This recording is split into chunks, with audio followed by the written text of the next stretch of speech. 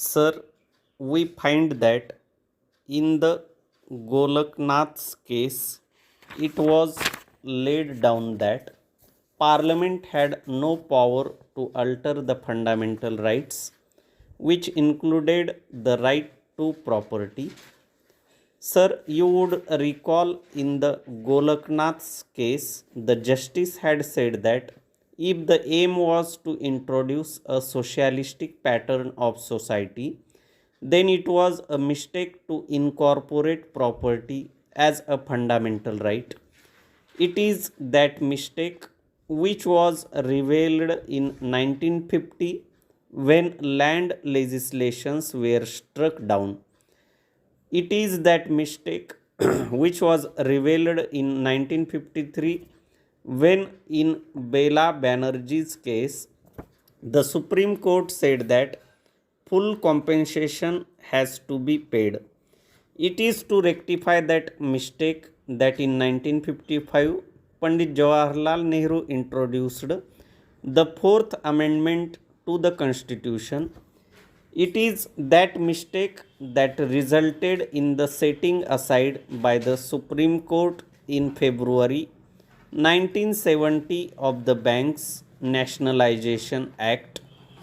It is that mistake that resulted in setting aside in December 1970 of the provision for the abolition of the privy purses para.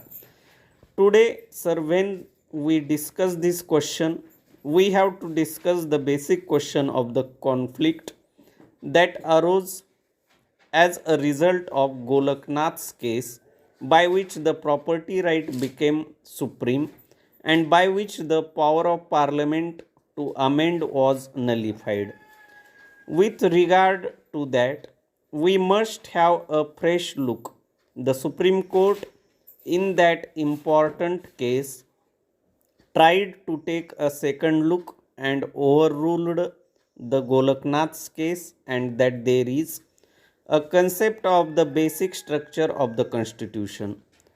What happened in the Golaknath's case? Parliament's right to amend the Constitution, the fundamental right was taken away.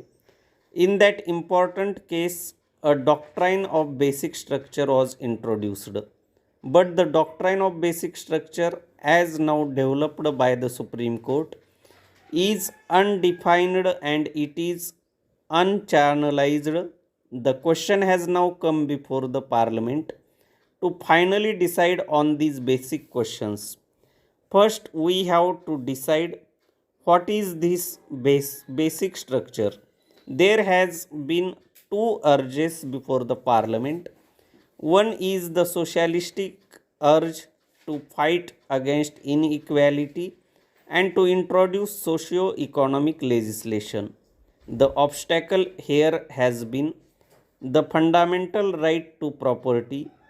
There is another urge of Parliament, that is the democratic urge to preserve life and liberty. This should also be given place in our Constitution by the Indian Parliament.